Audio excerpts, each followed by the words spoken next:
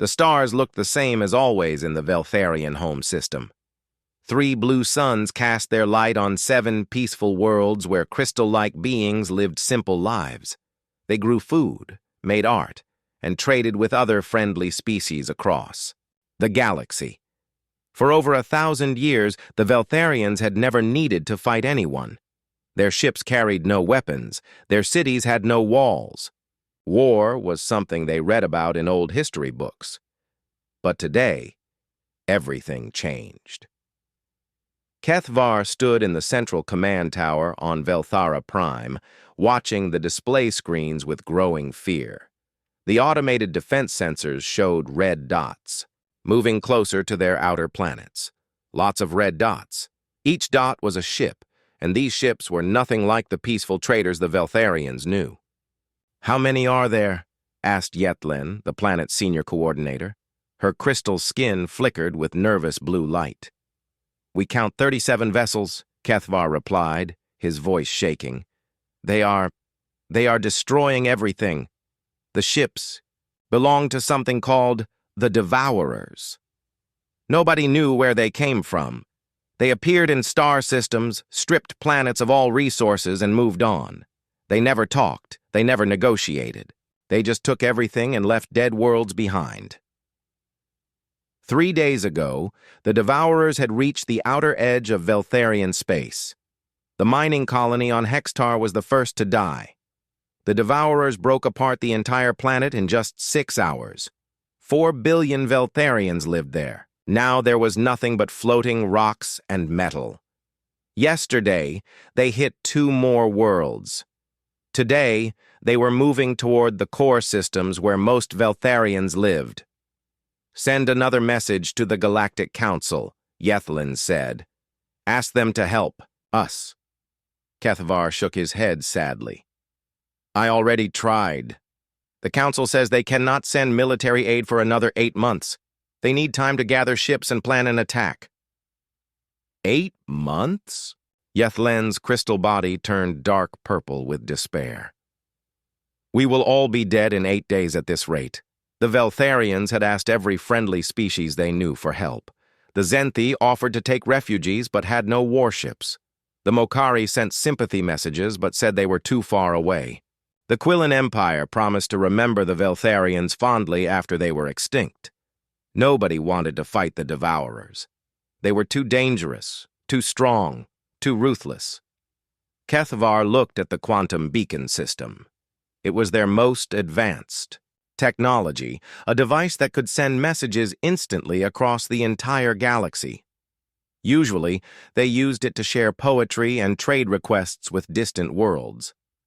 But now, "What if we send a general distress call?" he asked. "Not to anyone specific, just anyone who might help." Yethlin considered this. "What would we say? That we are peaceful people under attack by genocidal machines. That we need immediate military assistance from any civilized species." It was a desperate plan. Most species in the galaxy were peaceful like the Veltharians. The few military powers were either too far away or too busy with their own problems. But maybe, just maybe, someone would hear their call and come to help. Kethvar activated the beacon. The message went out in 17 different galactic languages. Emergency distress signal from Veltharian Collective. Peaceful trading civilization under attack by machine collective known as Devourers. Requesting immediate military assistance from any advanced species capable of faster-than-light travel. Coordinates attached. Time is critical. The message shot out across space at impossible speeds, reaching every corner of the galaxy in moments. Meanwhile, far away in a completely different part of space, Commander Hyun Woo was having a boring day. He sat in the captain's chair of the human dreadnought Iron Resolve, drinking coffee and reading patrol reports. His ship was on routine patrol duty in the Outer Rim territories, watching for smugglers and pirates. It was quiet work. Boring work. The kind of work that made officers fall asleep at their posts. Hyunwoo commanded one of humanity's newest warships, The Iron Resolve was 800 meters long and carried enough weapons to level a small moon. Its armor could stop almost any attack, and its engines could travel between stars in days instead of months. To humans, it was a standard patrol vessel. Nothing special. "Sir," called Lieutenant Day Young from the communications station. "I'm picking up something strange." "What kind of strange?" Hyun-woo asked, setting down his coffee. "It's a distress signal. Quantum beacon transmission. Very long range." "Pirates?" "No, sir. This is different. It's from something called the Veltharian Collective. They say they're under attack by machines." Hyun-woo frowned. He had never heard of Veltharians before. But a distress call was a distress call. Humanity had laws about helping people in trouble, even alien people. "Let me hear it," he said. Dae-young played the translated message. The voice sounded desperate and afraid. The speaker talked about peaceful traders being attacked by genocidal machines. They were asking for help from any civilized species with military capabilities. "Sounds like a piracy problem," said Lieutenant Commander Bin-ho from the tactical station. "Probably some raiders with automated ships hitting trade routes." Hyun-woo nodded. Pirates sometimes used old AI-controlled vessels to attack merchant ships. It was a common problem in the Outer Rim territories. Usually 1 or 2 patrol ships could handle it easily. "How far away are these Veltharians?" he asked. "About 4 days at maximum warp," Dae-young replied. "Any other ships closer to their location?" "No, sir. We're the nearest human vessel." Hyun-woo made his decision. "Set course for the Veltharian system. Inform Fleet Command that we're responding to a distress call. Estimated problem, piracy operation using automated vessels." The Iron Resolve changed course and jumped to warp speed. Its powerful engines folded space around the ship, allowing it to travel faster than light. To Hyun-woo, this was just another routine mission. Help some aliens deal with pirates, file a report, go back to patrol duty. He had no idea that. He was about to become the first human to make contact with a completely new alien species. He also had no idea that his ship carried enough firepower to solve the Veltharian problem in about 10 minutes. Back in Veltharian space, Kethvar waited by the communications console. Hours passed with no response to their distress call. The Devourer fleet kept moving closer to the core worlds. Soon they would reach Velthara Prime itself. "Anything?" asked Yethlen. "Nothing yet," Kethvar replied. "But the beacon is still transmitting. Maybe someone will hear us." He did not know that someone already had.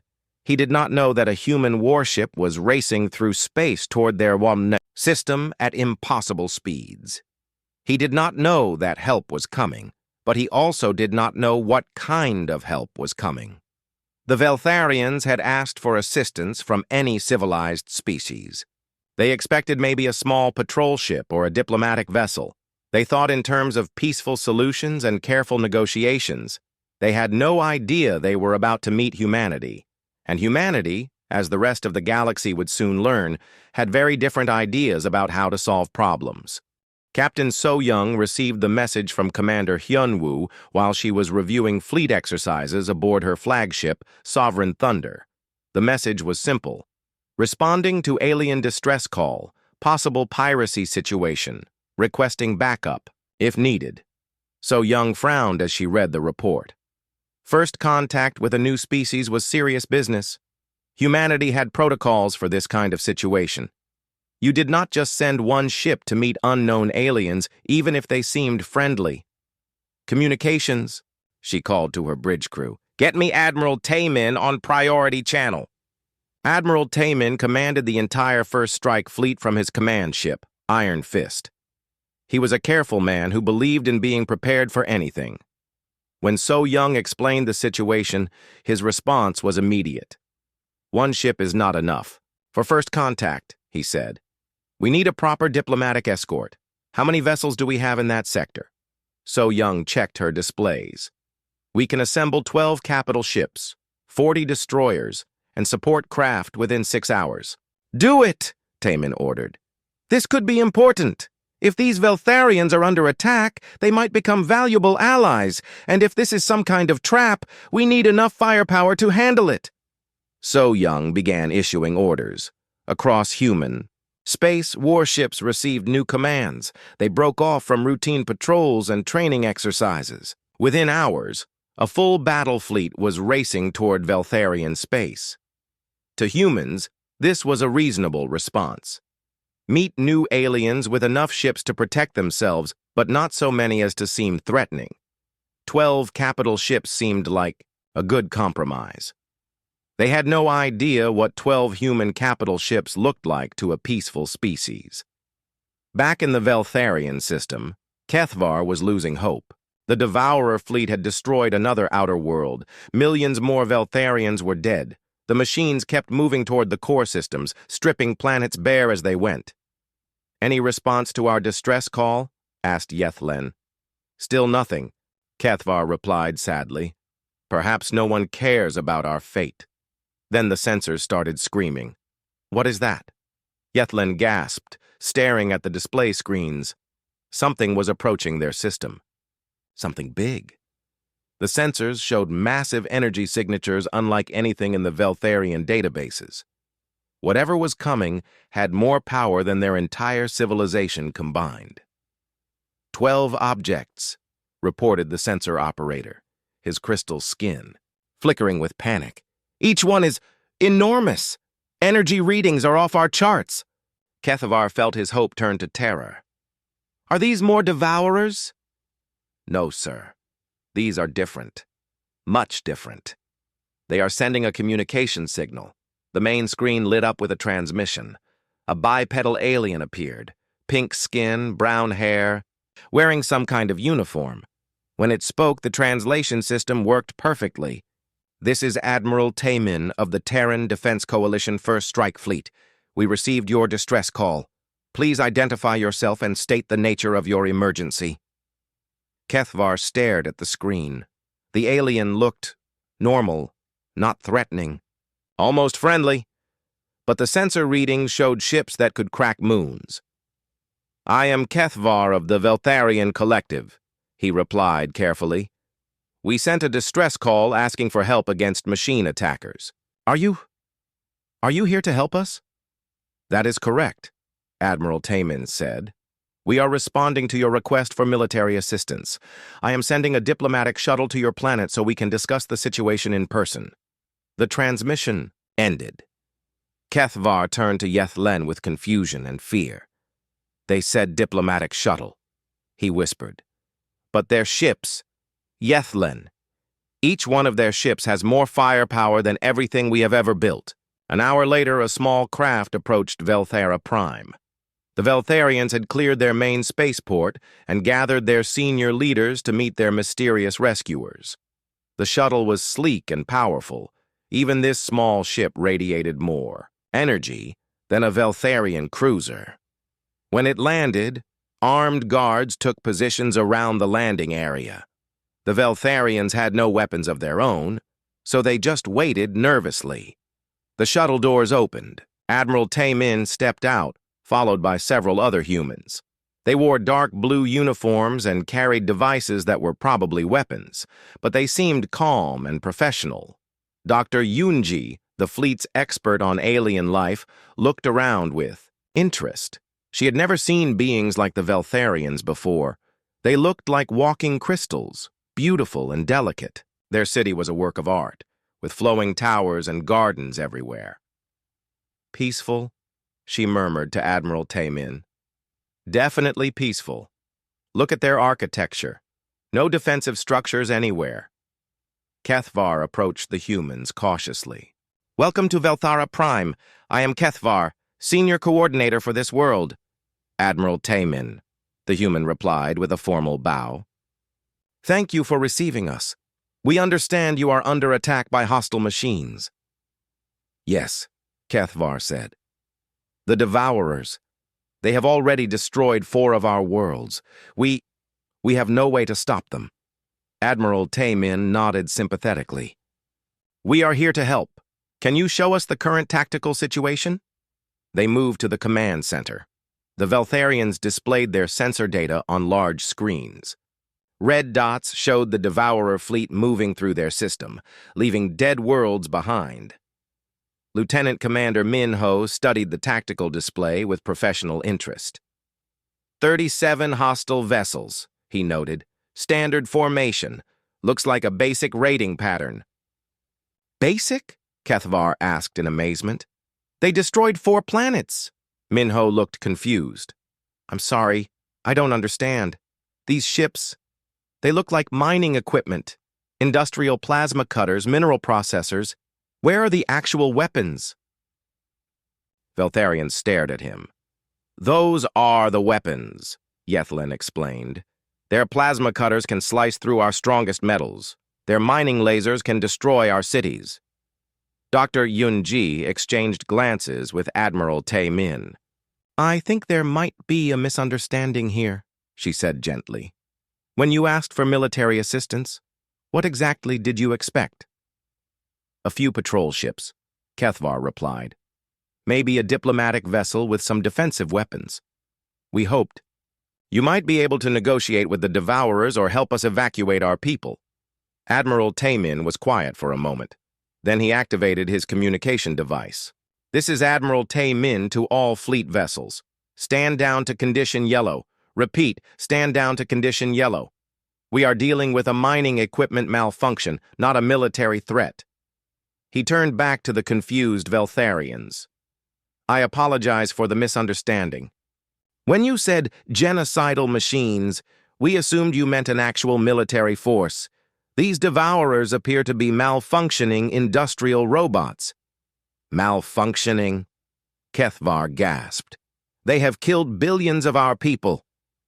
Yes, and that is terrible, Dr. Yunji said gently. But from a military perspective, this is not a war. This is a technical problem. Your distress call made it sound like you were fighting an enemy fleet. Lieutenant Commander Min Ho was still studying the tactical display.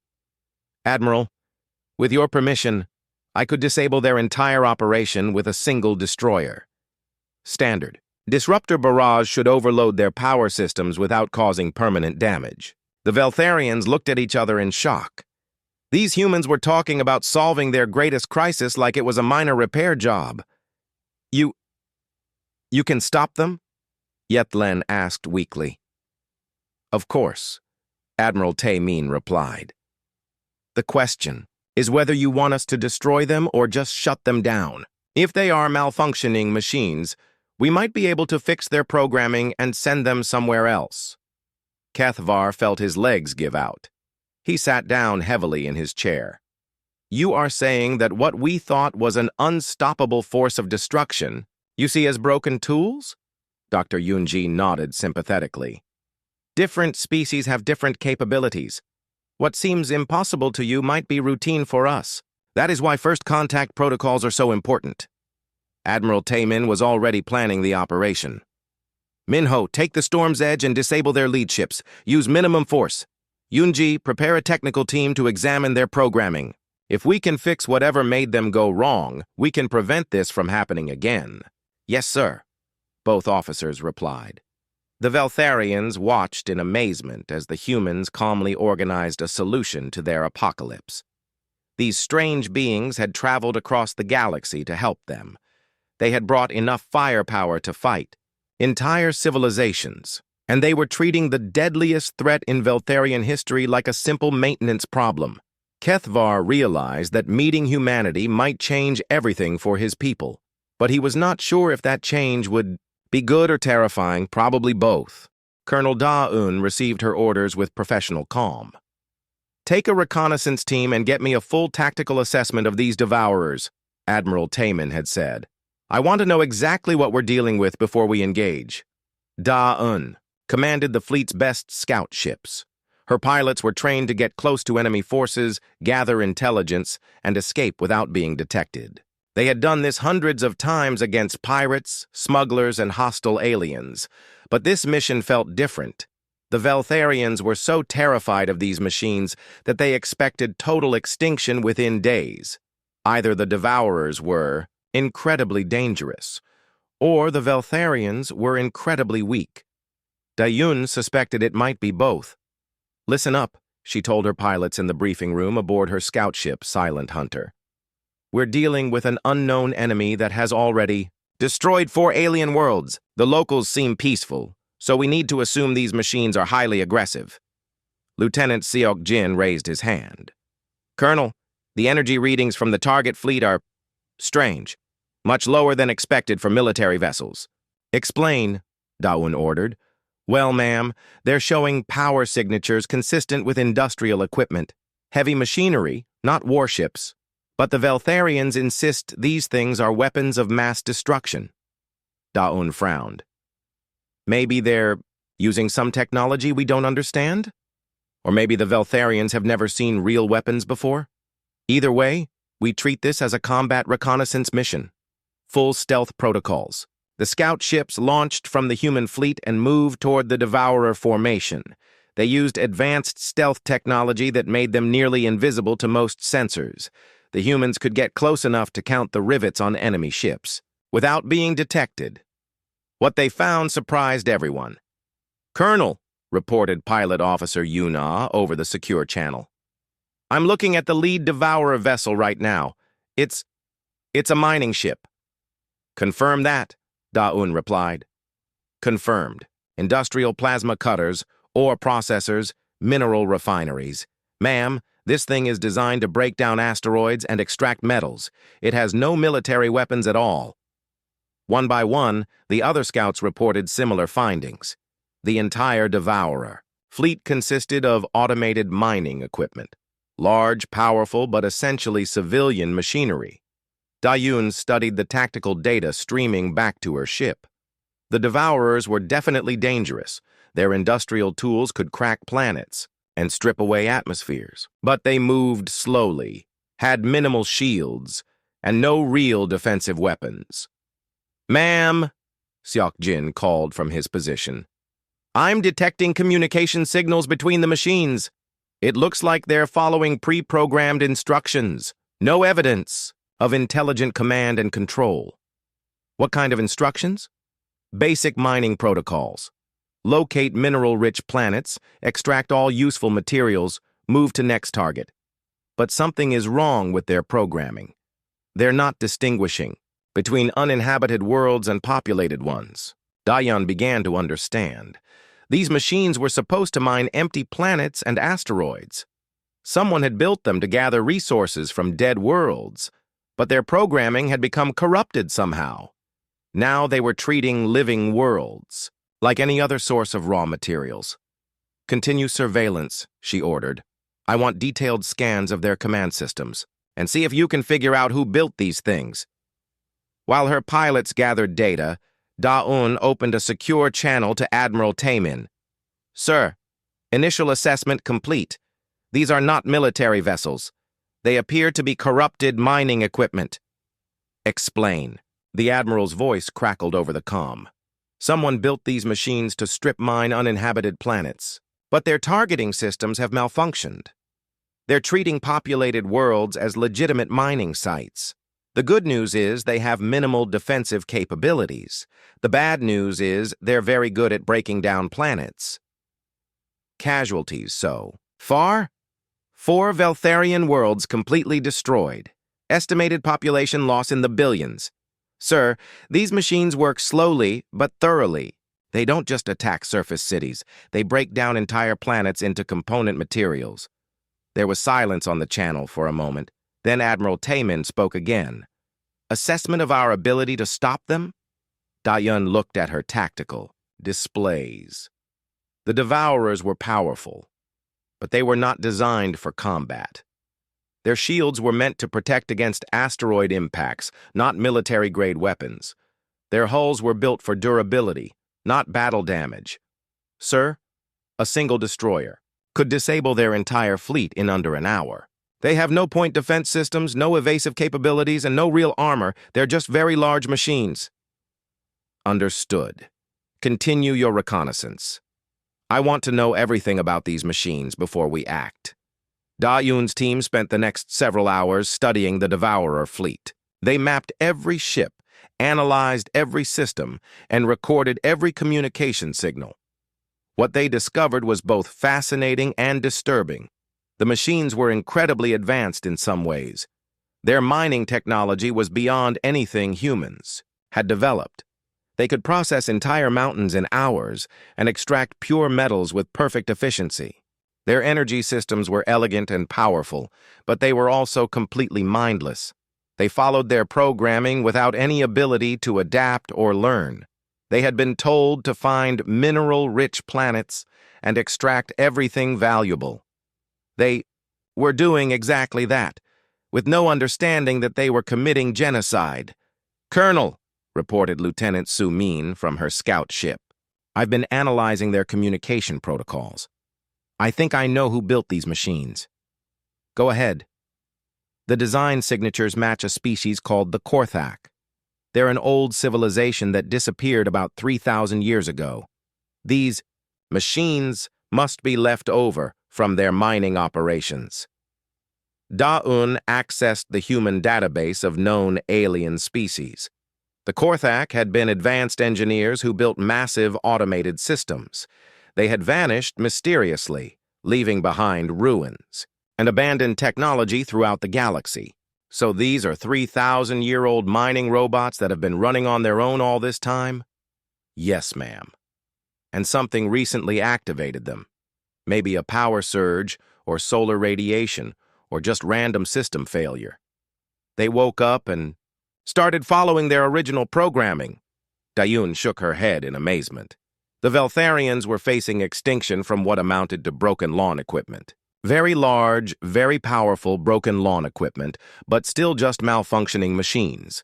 Any idea how to shut them down? Working on it. The command codes are heavily encrypted, but our computer systems are much more advanced than 3,000-year-old Korthak technology. Give me another hour, and I should be able to crack their control systems. While Su Min worked on the computer problem, Da-Un compiled her final report. The threat assessment was clear. The Devourers were dangerous to primitive civilizations, like the Veltharians, but posed no real challenge to human military forces. She opened the channel to Admiral Taemin again. "Sir, full tactical assessment complete. Recommend immediate intervention." "Proceed with your report, Colonel. 37 autonomous mining vessels, Korthak origin, approximately 3,000 years old. They are following corrupted programming that treats inhabited worlds as mining targets. No military capabilities, no adaptive intelligence, no ability to learn or respond to new threats. Our ability to neutralize them? Trivial, sir. Any of our destroyers could disable the entire fleet without taking damage. We could use ion cannons to overload their power systems, tractor beams to immobilize them, or just ask them politely to shut down once we crack their command codes. How long would the operation take?" Da-Un consulted her tactical analysis. "From engagement to complete neutralization? Maybe 20 minutes if we want to be careful about it. 5 minutes if we're in a hurry? And fixing their programming? Lieutenant Su Min believes she can crack their control codes within the hour. Once we have access to their systems, we can reprogram them to ignore inhabited worlds and go back to mining asteroids." Admiral Taemin was quiet for a moment. "Colonel, you're telling me that the crisis threatening to extinct an entire civilization can be solved by one destroyer in 20 minutes? Yes, sir. From a military perspective, this is not even a minor threat. It's just a technical support call. Back on Velthara Prime, the human officers were trying to explain the situation to the increasingly confused Veltharians. Dr. Yunji showed them the reconnaissance data on a large display screen. "These are the machines that have been attacking you," she said gently. "As you can see, they are mining equipment, not weapons." Kethavar stared at the technical readouts. "But they destroyed 4 worlds!" "Yes, because they are very good at what they were designed to do. But they were never meant to attack living planets. Someone built them to mine empty worlds. And their programming became corrupted. You are saying this is all an accident?" Captain Wansik, the fleet's tactical analyst, nodded. "A very deadly accident, but yes, these machines don't hate you. They don't even know you exist. They just see your worlds as sources of raw materials. Yethalen's crystal body flickered with confusion. If they are so dangerous, how can you stop them so easily? Because we design our ships to fight actual enemies, Wansik explained. Military vessels that shoot back and try to destroy us. Admiral Taemin stood in the command center of his flagship, studying the tactical displays. The reconnaissance data was clear. The Devourer fleet posed no real threat to human forces. But the Veltharians needed to see their salvation, not just hear about it. We need to demonstrate our capabilities, he told his senior staff. These people have been living in terror for days. They need to see that the threat is over. Captain Wansik nodded. Shall I prepare the full fleet for engagement, sir? No, Admiral Taemin replied thoughtfully. That would be overkill. We don't want to terrify our new friends any more than necessary. He paused, considering options. Send the Storm's Edge. Captain Sang-woo can handle this alone. Lieutenant Commander Min-ho looked surprised. Sir, 1. Destroyer against 37 targets? Min-ho, those aren't targets. They're broken appliances. Captain Sang-woo has dealt with worse pirate fleets over breakfast. Orders went out across the fleet. While most ships remained in defensive positions, the destroyer Storm's Edge received its mission, demonstrate human military capabilities by neutralizing the Devourer threat with minimal force. Captain Sang-woo received his orders with the same enthusiasm most people showed for grocery shopping. The Storm's Edge was a standard human destroyer, 600 meters long, crew of 200, armed with enough weapons to level continents. To Sang-woo, this was routine patrol work. Helm, set course for the Devourer fleet, he ordered. Tactical, charge secondary weapons only. We won't need the main guns for this. Secondary weapons only, sir? Asked Lieutenant Jung-ho from the weapons station. Are you sure? Jung-ho, we're dealing with mining equipment. Using our main guns would be like hunting mice with orbital bombardment cannons. Besides, Admiral Taemin wants a demonstration, not a massacre.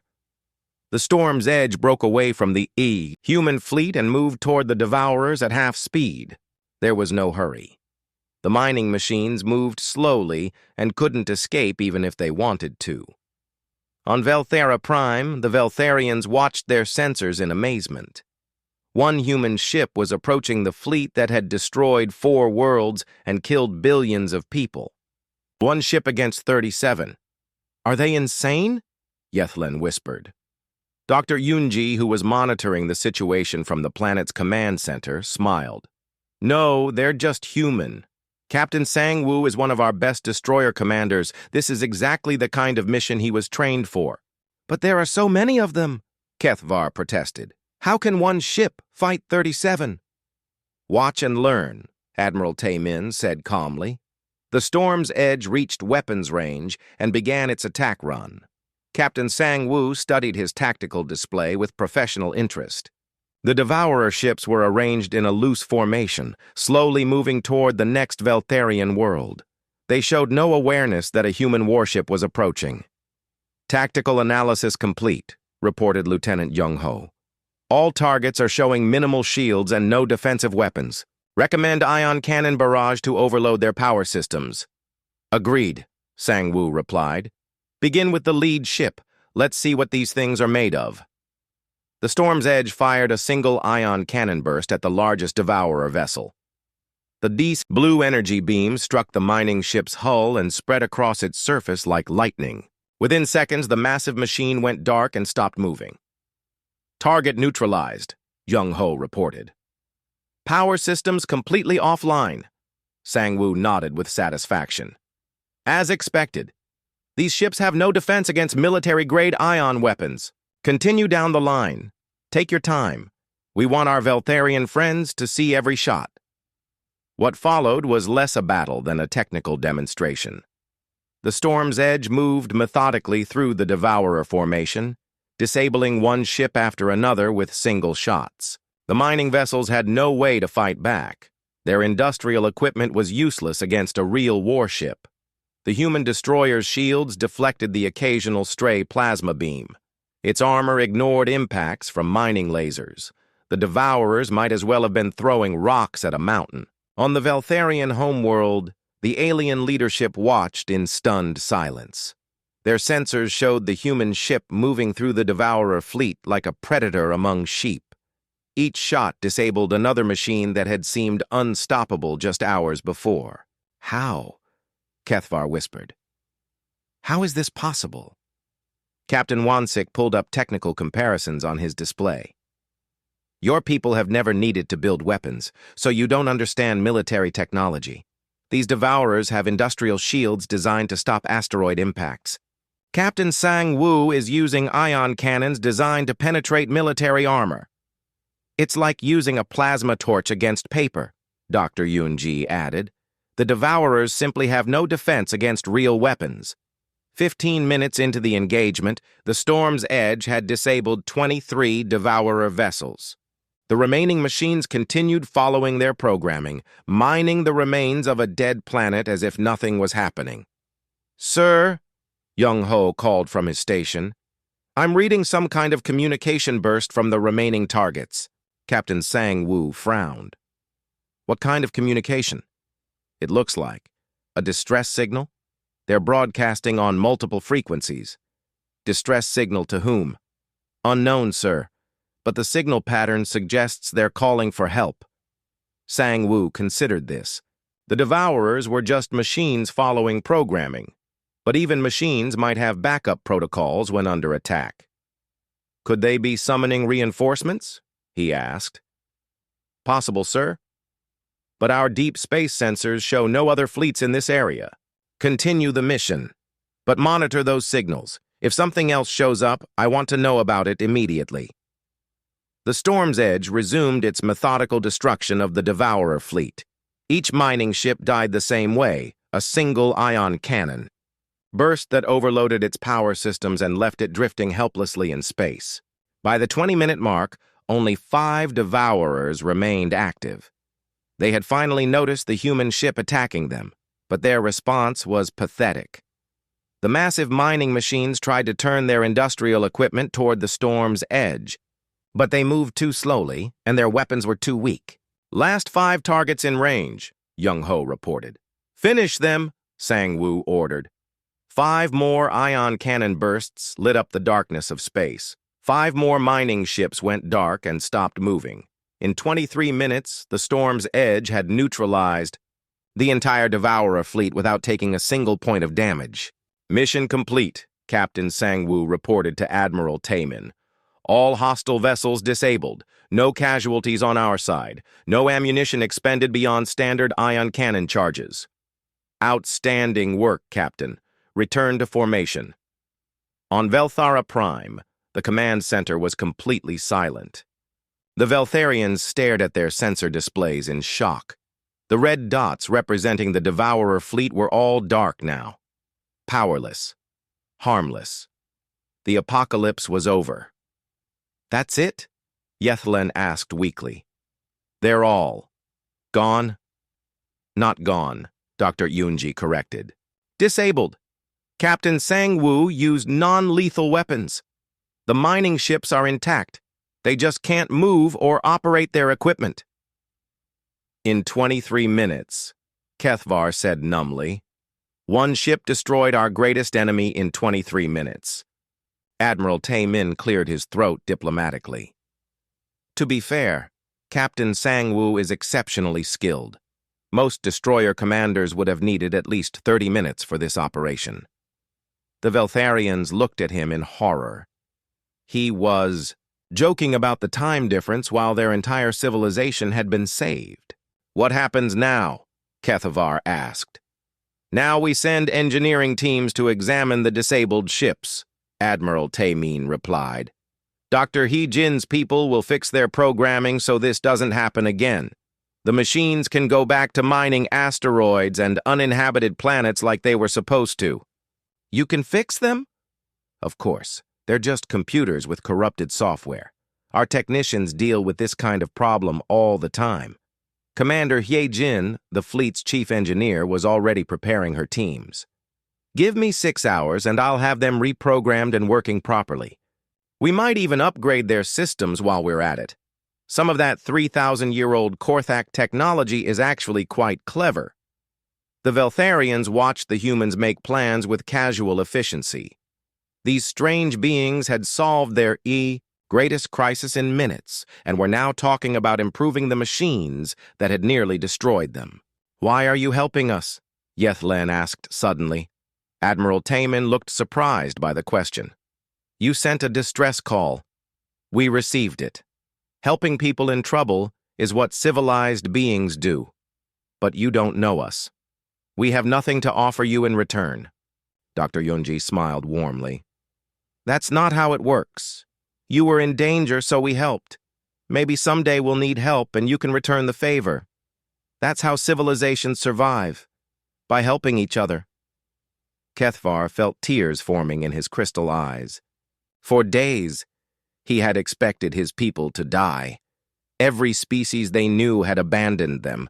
Only these strange, violent, wonderful humans had come to save them. "Thank you," he whispered. "You're welcome," Admiral Taman replied simply. "Now, shall we discuss getting your people resettled on new worlds?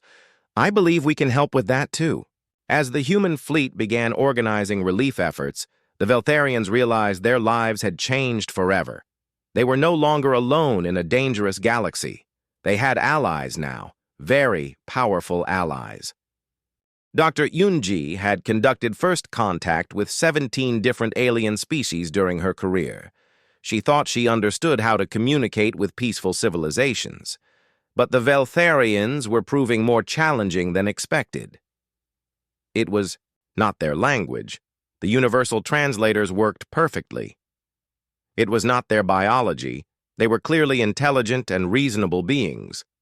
The problem was that they seemed terrified of their rescuers. "I don't understand," she confided to Admiral Taman during a private meeting. "We saved their entire civilization. They should be grateful, not frightened." Admiral Taman sipped his coffee and considered the problem. "What exactly are they afraid of?" "Us, apparently.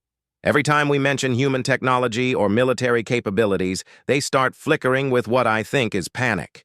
And when Captain Sang-Woo demonstrated our weapons systems, half their leadership nearly fainted. Perhaps they don't trust our intentions?" Dr. Yunji shook her head.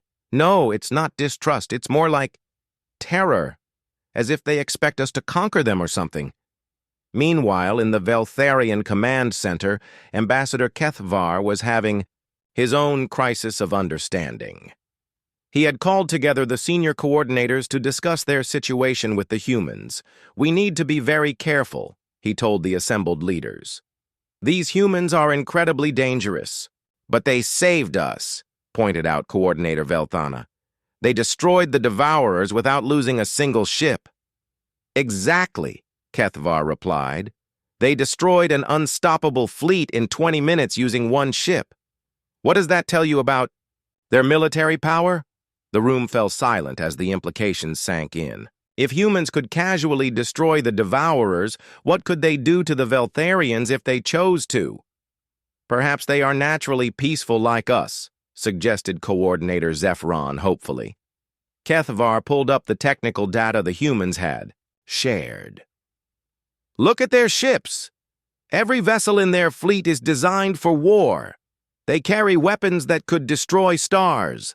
Their smallest patrol ship has more firepower than our entire civilization.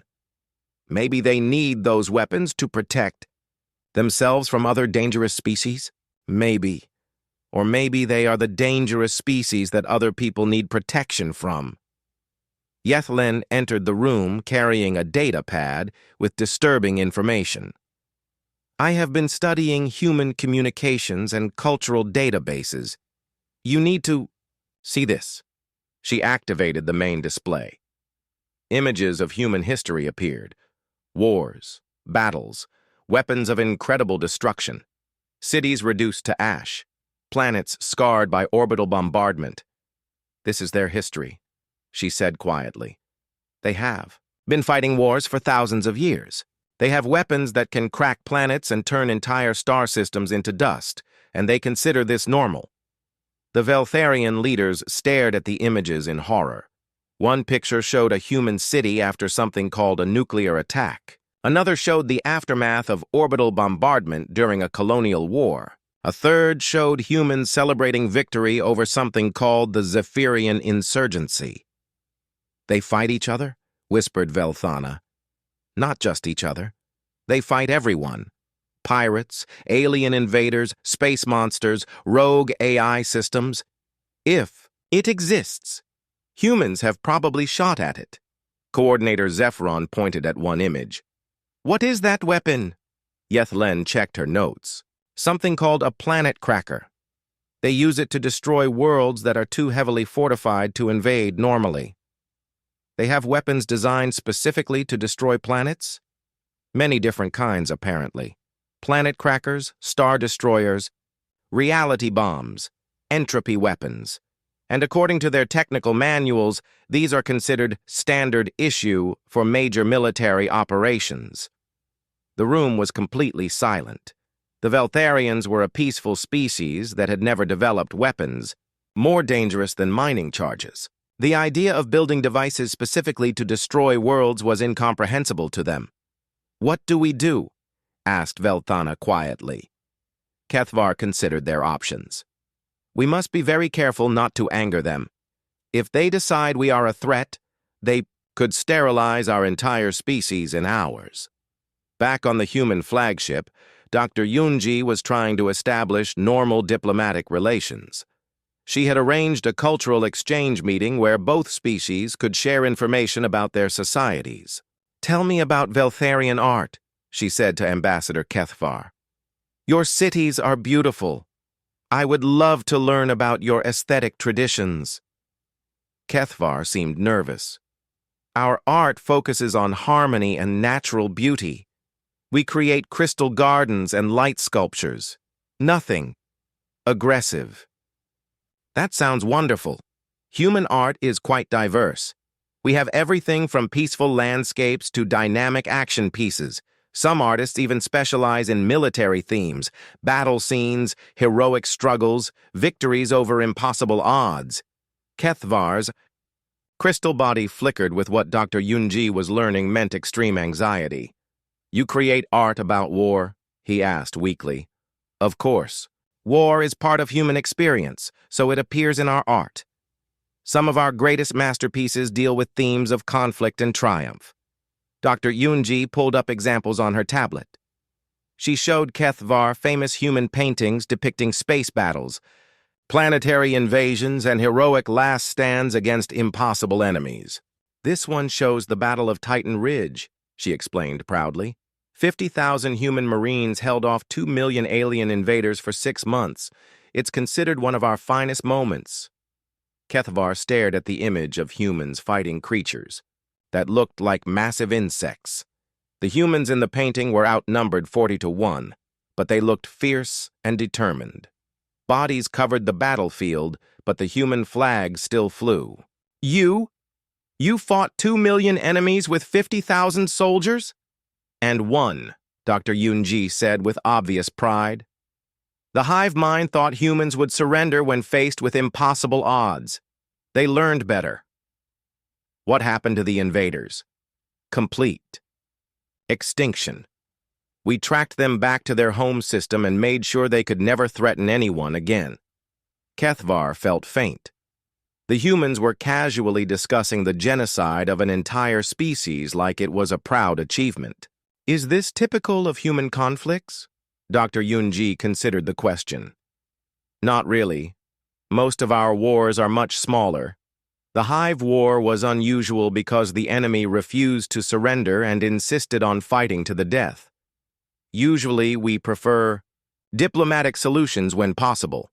And when diplomatic solutions are not possible, then we use military solutions. It's not ideal, but sometimes violence is the only language hostile species understand."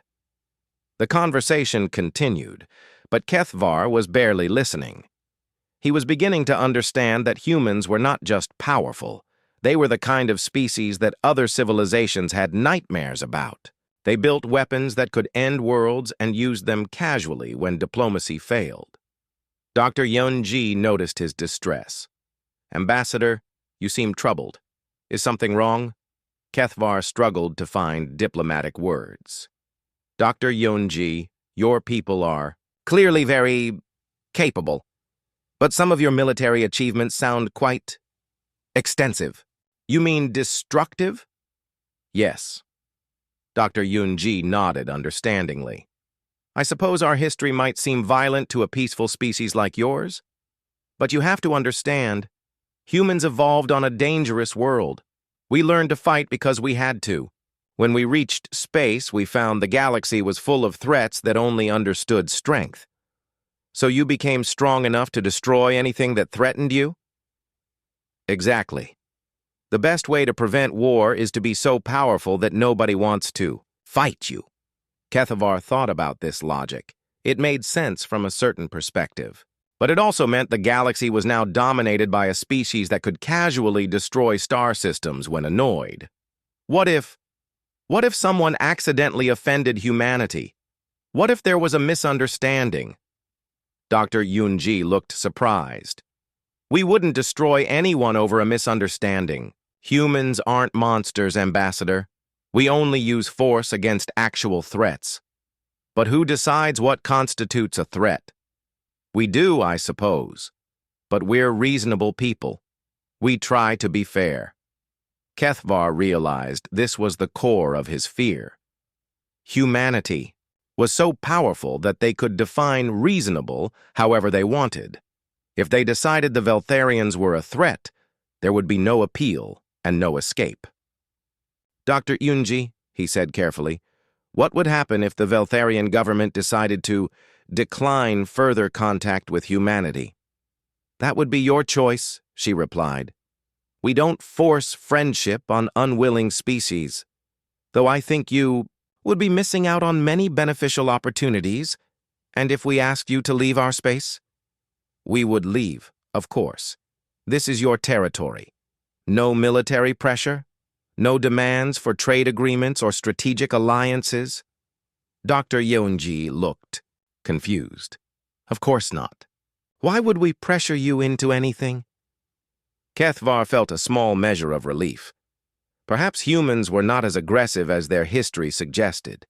Perhaps they truly were as reasonable as they claimed. But then he remembered the images of destroyed worlds and extinct species. He remembered the casual way they discussed weapons that could crack planets, reasonable beings with the power to destroy galaxies. That might be even more terrifying than simple monsters. At least monsters were predictable. Commander Hunwoo was reviewing the repair reports from the disabled Devourer ships when his sensor operator called out an alert that made his blood run cold. "Sir, long-range sensors are detecting an anomaly at the edge of the system." "What kind of anomaly?" Hyunwoo asked, setting down his coffee cup. "Unknown, sir. It's large, very large, and it's moving toward us." Hyunwoo studied his tactical display. At first, there was nothing visible except the normal background radiation of space. Then the sensors began to pick up something that should not exist. "Size estimate?" he asked quietly. "Approximately 8,000 kilometers in diameter, sir." The bridge fell silent. 8,000 kilometers was larger than most moons. Nothing natural could be that big and still move under its own power. "Energy readings?" "Off the charts, sir. Whatever that. Thing is, it's radiating more power than our entire fleet combined." Commander Hyunwoo opened an emergency channel to Admiral Tae-min. "Admiral, we have a problem. Within minutes, every ship in the human fleet was tracking the massive object approaching their position. The initial readings were so extreme that several officers assumed their sensors were malfunctioning." "Confirm all readings," Admiral Tae-min ordered from his command ship. "Confirmed, sir," reported Captain Wansik. "We have a massive object approaching from deep space. Current speed indicates arrival in approximately 6 hours. Analysis: unknown composition. The energy signature doesn't match anything in our databases, but, sir, the thing is actively feeding. Admiral Taemin frowned. Feeding on what? Space itself, apparently. It's absorbing dark matter, cosmic radiation, even quantum vacuum energy. And it's growing as it feeds. On Velthara Prime, the human detection of the approaching object sent the Veltharian leadership into panic. Their own sensors were much less advanced, but they could detect enough to know that something enormous was coming. What is it? Yethlin asked Dr. Yunji, who was monitoring the situation from the planet's command center. We're not sure yet, Dr. Yunji replied, but her calm demeanor was cracking.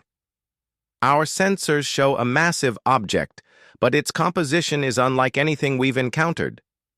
Kethvar noticed something that terrified him more than the approaching object itself. The humans looked worried. For the first time since their arrival, the supremely confident humans showed signs of actual concern.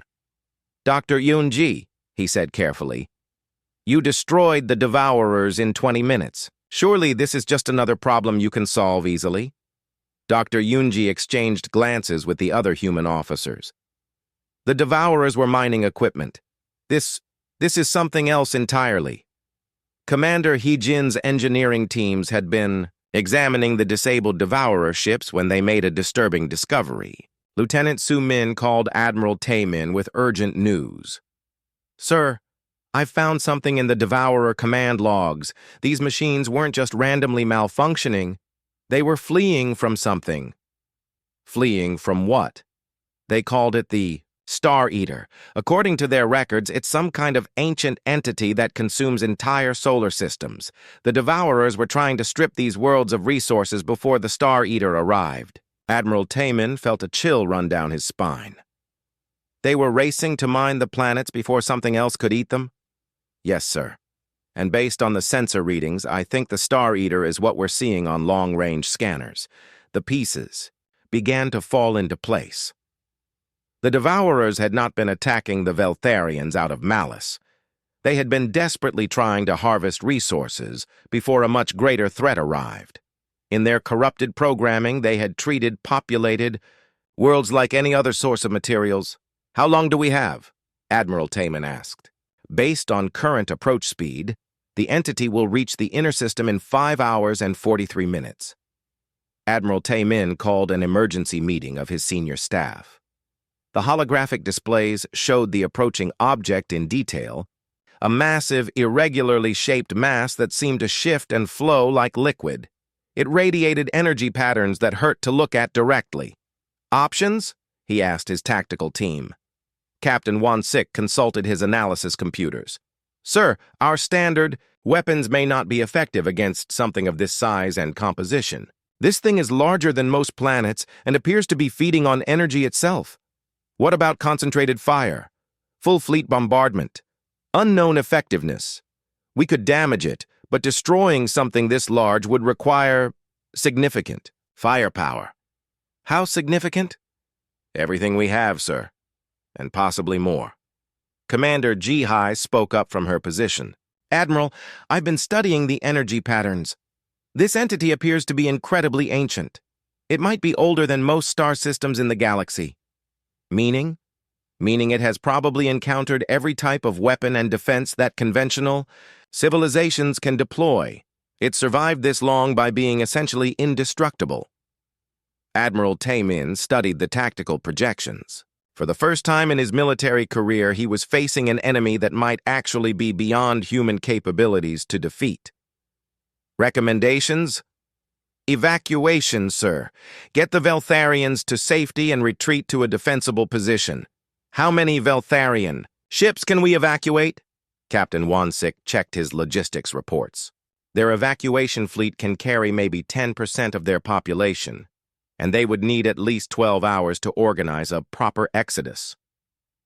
We don't have 12 hours. The room fell silent as the implications sank in. They had arrived to save the Veltharians from mining equipment, only to discover that something far worse was approaching. And unlike the Devourers, this new threat might actually be dangerous enough to challenge human military power. Dr. Yunji's voice came over the communication system from the planet's surface. Admiral, The Veltharians are asking what's happening. They can see our fleet moving into defensive positions. Admiral Taymin considered his options. He could tell the Veltharians the truth, that humanity had encountered something they might not be able to stop. Or he could maintain confidence and hope his fleet was strong enough to handle the situation. Tell them we're investigating the anomaly, he decided. No need to cause panic until we know more. But privately, Admiral Taymin was beginning to understand why the Devourers had been so desperate to harvest resources before the Star Eater arrived. When something could make 3,000-year-old mining equipment flee in terror, it was probably worth taking seriously. He opened a priority channel to Terran Defense Command. This is Admiral Taymin, 1st Strike Fleet. I am declaring a Code 7 emergency and requesting immediate reinforcement. Code 7 was reserved for threats that could potentially destroy entire star systems. It had only been used 3 times in human history. Acknowledged, Admiral. What is the nature of the threat? Unknown entity. 8,000 kilometers in diameter, approaching Veltharian space. Initial assessment suggests significant danger to fleet and civilian populations. Reinforcements authorized. Expect additional fleet elements within 8 hours. Sir, we may not have 8 hours. Understood. You are authorized to use all necessary force to protect human assets and allied civilians. Admiral Taymin closed the channel and looked at his senior officers. All necessary force. That phrase had very specific meaning in human military doctrine. Gentlemen, ladies, he said formally, I am authorizing Protocol Omega. All weapons systems are now cleared for unrestricted use. Protocol Omega removed all safety limitations on human weapons. It authorized the use of planet crackers, star destroyers, and experimental weapons that were normally forbidden except in the most extreme circumstances. Captain 16's face went pale. Sir, are you sure? Protocol Omega in an inhabited system? The Star Eater is an existential threat, Admiral Taymin replied grimly. If we can't stop it here, it will consume this entire system and move on to the next one. We use whatever force is necessary. For the first time since arriving in Veltharian space, the humans were preparing for a real fight. Not against broken mining equipment or confused pirates, but against something that had been devouring civilizations since before humanity learned to make fire. The Veltharians had thought the Devourers were unstoppable. They were about to discover what true cosmic horror looked like, and they were about to learn exactly how far humanity would go to protect its friends. Admiral Taymin stood before the massive tactical display aboard his flagship, watching red warning lights flash across every system. The Star Eater was now clearly visible on long-range sensors, a writhing mass of darkness that seemed to bend. Space around itself. Communications, get me Fleet Command on Priority Alpha Channel, he ordered. Channel open, sir. Fleet Command, this is Admiral Taymin. I am implementing Protocol Omega and requesting immediate deployment of all available assets to Veltharian space. The response was immediate. Admiral, confirm Protocol Omega authorization. Confirmed. We are facing an entity that appears capable of consuming entire star systems. Standard fleet assets are insufficient for this threat level. Understood. Activating strategic response protocols. What do you need? Admiral Taymin looked at his tactical analysis. 12 capital ships and 40 destroyers had seemed like overwhelming force when they were dealing with mining equipment. Against the Star Eater, they might as well be throwing pebbles at a mountain. Everything, he said simply. I need everything we have. Across human space, emergency signals activated dormant systems and recalled ships from distant patrols. Military installations that had been running routine exercises suddenly shifted to maximum alert status.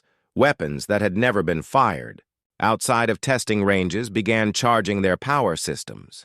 Within the first hour, 30 additional ships broke off from other missions and set course for Veltharian space. Heavy cruisers, battle carriers, and assault ships that could each destroy small fleets began the journey at maximum warp speed. But Admiral Taymin had asked for everything, and humanity took that request seriously. "Admiral," reported Captain Wansik, "Fleet Command is dispatching the experimental units." "Which experimental units?" "All of them, sir. Project Doomsday, Project Ragnarok, and Project Pandora are all being activated." Admiral Taemin felt a chill run down his spine.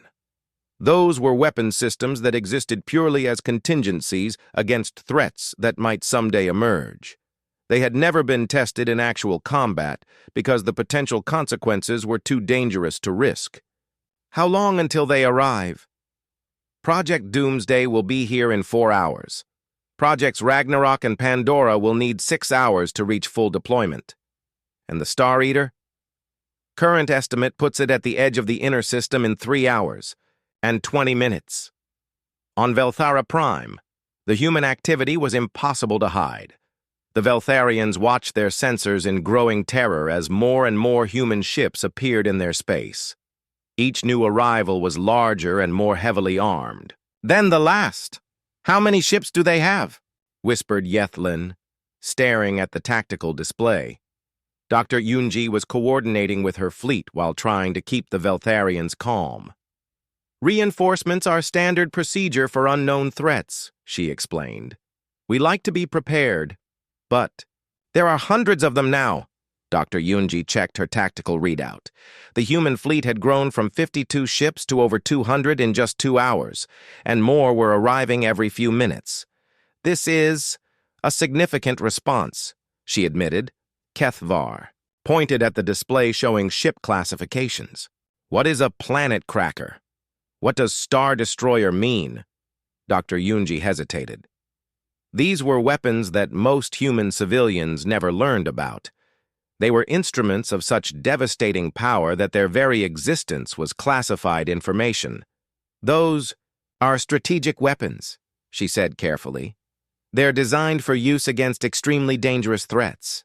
"What kind of threats require weapons that can destroy planets?" "The kind we're facing right now." Commander Hae Jin's engineering teams were working frantically to understand the Star Eater's composition and capabilities. The more they learned, the more worried they became. "Admiral," she reported over the communication system, "I've completed my analysis of the entity. The results are disturbing. Proceed." "This thing isn't just feeding on matter and energy, it's actually consuming space-time itself. Every system it enters becomes slightly smaller as it absorbs the fundamental structure of reality." "Admiral." Taemin absorbed this information. "You're saying it eats dimensions?" "In simple terms, yes. It doesn't just destroy planets and stars, it makes them never have existed in the first place. Any system it fully consumes will be erased from reality so completely that the galaxy will contract to fill the empty space." "How is that possible?" "I have no idea, sir. This level of technology is so far beyond anything we understand that it might as well be magic. Whatever civilization built this thing was operating on principles we haven't even discovered yet." Admiral Taemin realized he was facing something that challenged humanity's fundamental understanding of physics. The Star Eater wasn't just a powerful weapon, it was a violation of natural law. "Recommendations? Full deployment of everything we have, sir, and hope that quantity can overcome quality." The first of the experimental weapons arrived ahead of schedule. Project Doomsday was a mobile space fortress the size of a small moon, bristling with weapons that had been declared too dangerous for normal military use. Its main gun could destroy multiple planets with a single shot by causing them to collapse into artificial black holes. "Doomsday Station reporting for duty," came the transmission from the massive weapon platform. "Admiral, we are ready to demonstrate why this project was classified above your clearance level." "Understood, Doomsday. Take position at maximum effective range and prepare for engagement." The Veltharian sensors could barely process what they were seeing. The human reinforcements included ships the size of cities, weapons platforms that radiated more energy than stars, and devices that seemed to twist space around themselves. "Dr. Yunji?" Kethvar asked weakly. Is this normal for human military operations? Dr. Yunji looked at the tactical display showing hundreds of human warships arranged in precise formations. Planet crackers and star destroyers formed the main battle line. Experimental weapons that she didn't recognize took flanking positions. In the center of the formation, Doomsday Station powered up weapon systems that could sterilize entire sectors of space. "No," she said honestly. "This is not normal. This is what happens when humanity faces something that genuinely threatens our survival." "You think this Star Eater could destroy humanity?" "I think this Star Eater could destroy everything, every planet, every star, every living being in the galaxy. If we can't stop it here, it will keep consuming until there's nothing left." The implications of that statement sank in. The humans weren't just protecting the Veltharians anymore. They were fighting for the survival of everything that existed. Project Ragnarok arrived next. A collection of ships that didn't look like ships at all.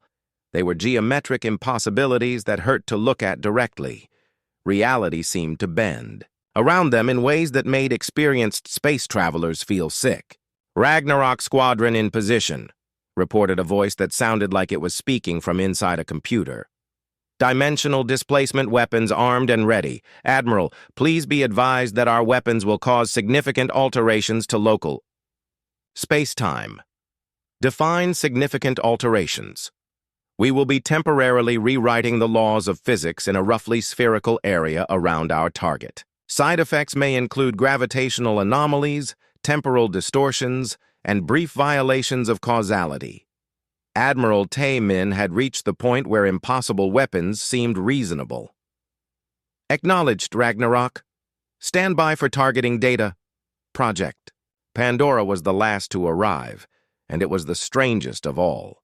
It consisted of a single small ship that registered no energy signature and seemed to exist in a state of quantum uncertainty. "Pandora here," came a cheerful voice over the communication system. "We're ready to open the box, so to speak. Fair warning, once we engage our systems, there's no telling what might come out. Could be helpful, could be the end of everything, could be both simultaneously. Explain your capabilities." "We don't actually know what our capabilities are. That's the point. Pandora uses experimental technology that accesses parallel universes and alternate timelines. We reach into other realities and pull out whatever might help.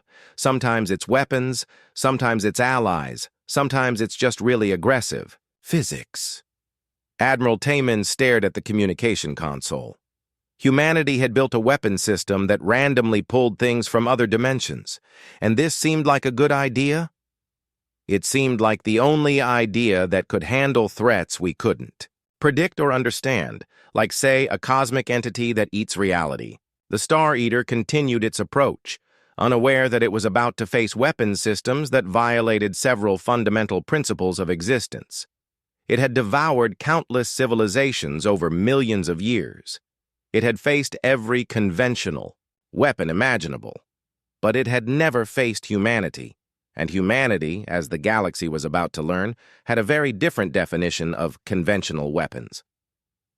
The Star Eater entered the inner Veltharian system like a tide of darkness, consuming the light of stars. It was even more massive up close, a writhing mass of impossible geometry that seemed to exist in several dimensions at once. Space itself warped around it as it fed on the fundamental structure of reality. Admiral Tae-min watched from his command ship as long-range sensors tried to map something that defied mapping. The entity was consuming asteroids, space dust, even the quantum vacuum itself. Wherever it passed, space became slightly smaller. Reality became slightly less real. "All ships, this is Admiral Tae-min. Begin Phase 1 engagement. Standard weapons. Only. Let's see what we're dealing with." The human fleet opened fire with conventional weapons. Hundreds of energy beams, missile barrages, and kinetic projectiles struck the Star Eater simultaneously. The combined firepower could have reduced planets to atoms. The Star Eater absorbed every shot without even slowing down. "No effect, Admiral," reported Captain Won-sik. "Our weapons are being absorbed into its mass." Phase 2. Deploy exotic weapons. The next wave of attacks used technology that bent the rules of physics, gravity bombs that created artificial black holes, temporal weapons that aged targets millions of years in seconds, reality disruptors that convinced matter to stop existing. The Star Eater consumed these attacks as well, growing slightly larger with each absorbed weapon. "Sir," called Commander Ji-Hai from her position, "it's not just defending against our weapons, it's learning from them. Each attack makes it more resistant to similar weapons." Admiral Tae-min realized conventional military thinking would not work here. The Star Eater had survived for millions of years by adapting to every threat it encountered. Standard tactics would only make it stronger. "All ships cease fire. Doomsday Station, you're authorized to engage." The massive weapons platform powered up its primary weapon, a device that could create artificial singularities inside enemy targets. The weapon charged for 30 seconds, drawing power from 3 separate reactors. When it fired, the beam tore a hole through space itself. The singularity formed inside the Star Eater's mass, creating a black hole that should have torn the entity apart from within. The Star Eater paused for a moment, seeming to consider this new attack. Then it simply absorbed the black hole like everything else and continued its approach. "Doomsday weapon ineffective," reported the station commander with obvious disbelief. "Target consumed our artificial singularity." Admiral Tae-min felt a chill of genuine fear. If planet-killing weapons had no effect, what could possibly stop this thing? "Ragnarok Squadron, you are cleared to engage. Authorization code Omega-77. Acknowledged. Beginning dimensional displacement sequence. All ships please maintain minimum safe distance of 10,000 kilometers." The impossible ships of Ragnarok Squadron moved into position around the Star Eater. Reality began to bend and twist as they activated weapons that should not exist. Space folded in on itself. Time moved backwards in small pockets. The laws of physics became more like guidelines. For a moment, it seemed to work. The Star Eater's advance slowed as it encountered attacks that came from directions that did not exist, using forces that violated causality itself. Then the entity adapted again. It began absorbing the dimensional distortions, feeding on the broken laws of physics themselves. "Ragnarok weapons ineffective," came the strained voice of the squadron leader. "Target is consuming our alterations to reality. Recommend immediate withdrawal before it learns to replicate our technology." Admiral Tae-min was running out of options. Every weapon in humanity's arsenal had failed. The Star Eater was now only hours away from reaching Velthara Prime itself. "Pandora, you're up. Do whatever it is you do." "Roger that, Admiral. Opening the box now. Fair warning. I have no idea what's about to happen." The small Pandora ship activated systems that reached across dimensional barriers into parallel universes. Quantum tunnels opened in space around the Star Eater, and things began emerging from other realities. First came a fleet of ships that looked like they were made of crystallized music. They sang in harmonies that caused nearby asteroids to spontaneously develop consciousness and join their chorus. Then came something that looked like a living galaxy. Billions of stars arranged in the shape of a massive organism that communicated through controlled supernovas. Finally, a group of beings emerged that appeared to be made of pure mathematics. They began rewriting the fundamental equations that governed local space-time, trying to solve the Star Eater like a cosmic equation. The Star Eater encountered these impossible reinforcements and paused again. For the first time since entering the system, it seemed genuinely confused. It had never encountered attacks from parallel universes before. But confusion was not defeat. Slowly, inevitably, it began adapting to these new threats as well. "Sir," called Commander Ji-Hai with desperate inspiration, "what if we're approaching this wrong? We keep trying to destroy it, but what if destruction isn't the answer? Explain quickly."